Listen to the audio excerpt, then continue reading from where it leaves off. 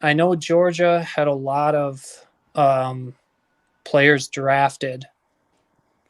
I don't think their defense is going to take as much of a step back as nationally perceived. So I guess I kind of wanted to get your opinion on that. I can let you go. Thanks for the call. Yeah.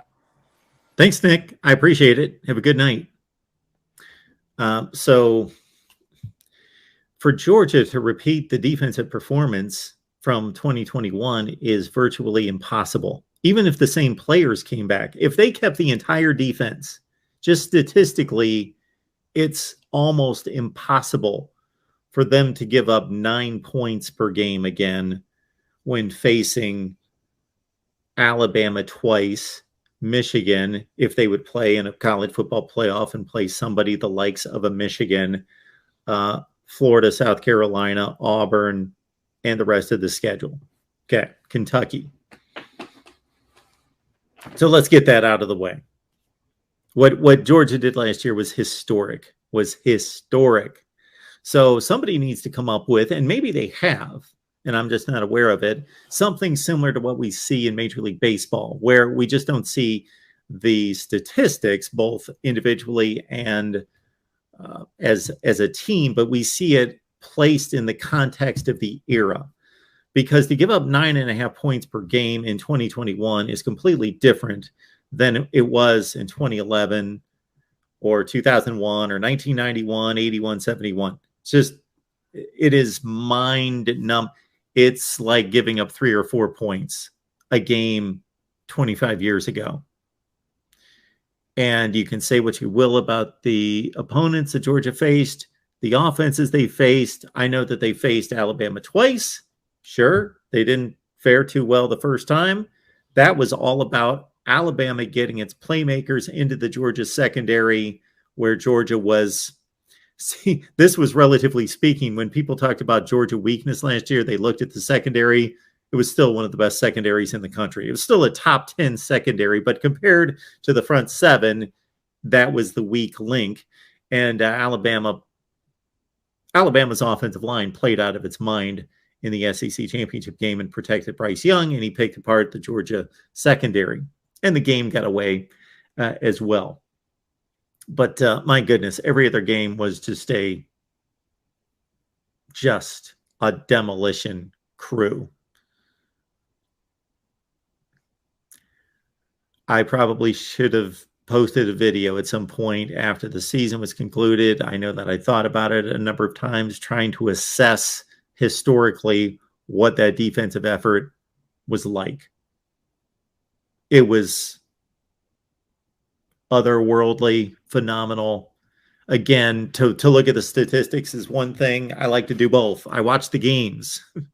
I'm not the who's the money ball guy? Billy Beane, the general manager of the Oakland A's, who of course was a tremendous high school and college baseball player, a recruit, a prospect, is the word I was looking for, as a number 1 draft choice. He was a phenom as a prospect, and then of course he didn't have much of a big league career, but he decided that after the nerds won him over, that why watch the baseball games when my eyes are deceiving me? The statistics can tell me everything. So there's actually a good point to that, but we're here to watch football. I want to watch football. But with Georgia, you could do either one. Just look at the stat sheet, look at the box score on Sunday, or watch the games. We haven't seen anything like that in a long time. Just not allowing offenses, good offenses. Arkansas, 37-0. Not allowing good offenses to operate. Not even allowing them to run the play. All right, now to the 22 defense. They're still going to be phenomenal. They're still going to be really good. Alabama's probably going to be better defensively. Clemson's probably going to be better defensively.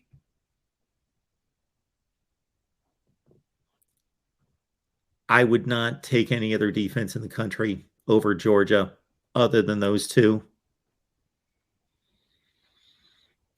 No, I wouldn't.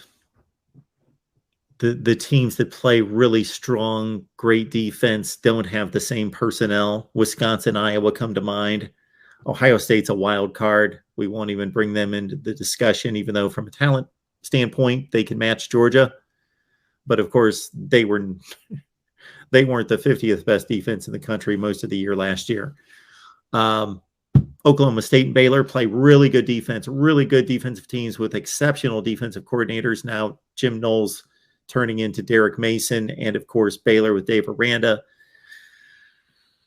as the head coach and a defensive-minded guy. But they don't have the personnel.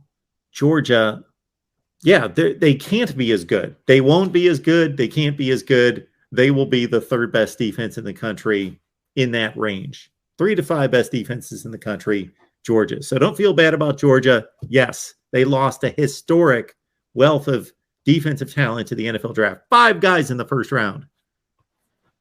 9 total players, I believe, in the entire NFL draft off the Georgia defense. Phenomenal.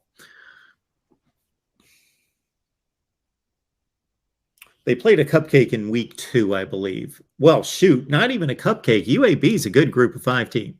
They demolished them. I think it went Clemson, UAB, Arkansas. So we had seen them play Clemson, and at the time didn't know that Clemson was going to struggle on offense as much as they did. But still, for as bad as Clemson was on offense, still, they've got dudes. And Georgia held them to 3 points. And Georgia moved the ball. It was one of those games where Clemson was hanging on to stay competitive. But they were. It was 3-3 forever. But they held Clemson to a field goal, zip, nothing. And then the UAB, they demolished them like 56-0. And then the game that sealed it for me was the Arkansas game. Watching 37-0 against an Arkansas team that turned around the next week, went to Oxford, played a bad Ole Miss defense from the year before, but a much improved 2021 Ole Miss defense. Ole Miss they were capable on defense. And KJ Jefferson, 51 points. But against Georgia, couldn't run their offense.